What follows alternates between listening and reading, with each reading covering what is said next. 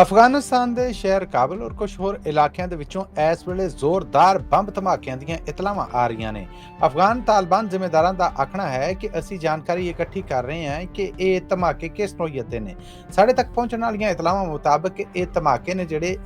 ਇੰਨੇ ਕੁ ਜਾਨਦਾਰ ਨੇ ਕਿ ਆਲੇ ਦੁਆਲੇ ਸਖਤ ਤਬਾਹੀ ਹੈ ਜਿਹੜੀ ਉਹ ਫਿਰ ਰਹੀ ਹੈ। ਯਾਦ ਰਵੇ ਕਿ ਇਹ ਧਮਾਕੇ ਨੇ ਜਿਹੜੇ ਖਿਆਲ ਕੀਤਾ ਜਾ ਰਿਹਾ ਕਿ ਪਾਕਿਸਤਾਨ ਵੱਲੋਂ ਅਫਗਾਨਿਸਤਾਨ ਦੇ ਅੰਦਰ ਉਹਨਾਂ ਅੱਤਗਰਦਾਂ ਦੇ ਕੈਂਪਾਂ ਜਾਂ ਟਿਕਾਣਿਆਂ ਦੇ ਉੱਤੇ ਹਮਲੇ ਕੀਤੇ ਜਾ ਰਹੇ ਨੇ ਜਿਨ੍ਹਾਂ ਨੂੰ ਇਹ ਆਖਿਆ ਜਾਂਦਾ ਹੈ ਕਿ ਇਹ ਅਫਗਾਨਿਸਤਾਨ ਵਾਲੇ ਪਾਸਿਓਂ ਪਾਕਿਸਤਾਨ ਆ ਕੇ ਹਮਲੇ ਕਰਦੇ ਹੈ। ਜਦ ਕਿ ਪਾਕਿਸਤਾਨ ਦੀ ਨੈਸ਼ਨਲ ਅਸੈਂਬਲੀ ਦੇ ਵਿੱਚ ਪਾਕਿਸਤਾਨ ਦੇ ਡਿਫੈਂਸ ਮਿਨਿਸਟਰ ਖਾਜਾ ਆਸਫ ਨੇ ਵੀ ਬਿਆਨ ਦਿੱਤਾ ਸੀਗਾ ਕਿ ਹੁਣ ਬਾਸ ਔਰ ਅਫਗਾਨਿਸਤਾਨ ਨੂੰ ਆਖਰੀ ਸੁਨਾਹ ਦੇਣ ਦੇ, ਜਦ ਕਿ ਪਾਕਿਸਤਾਨੀ ਪ੍ਰਾਈਮ ਮਿਨਿਸਟਰ ਨੇ ਵੀ ਕੱਲ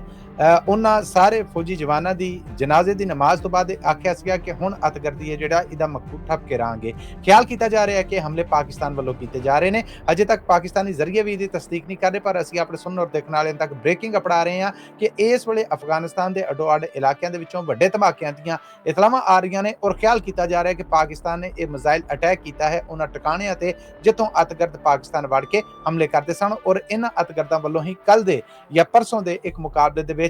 11 ਪਾਕਿਸਤਾਨੀ ਫੌਜੀ ਔਰ ਅਫਸਰ ਨੇ ਜਿਹੜੇ ਉਹਨਾਂ ਨੂੰ ਜਾਨੋਂ ਮਾਰ ਦਿੱਤਾ ਗਿਆ ਸੀਗਾ ਔਰ ਜਵਾਬ ਦੇ ਵਿੱਚ 19 ਅੱਤਗਰਦ ਵੀ ਮਾਰੇ ਗਏ ਸਨ। ਪਾਕਿਸਤਾਨ ਵੱਲੋਂ ਹੁਣ ਇਹਨਾਂ ਟਿਕਾਣਿਆਂ ਨੂੰ ਬਾਰ-ਬਾਰ ਅਫਗਾਨਿਸਤਾਨ ਤੋਂ ਕਹਿਣ ਤੋਂ ਬਾਅਦ ਆਪ ਉਹਨਾਂ ਤੇ ਅਟੈਕ ਕੀਤਾ ਗਿਆ ਹੈ।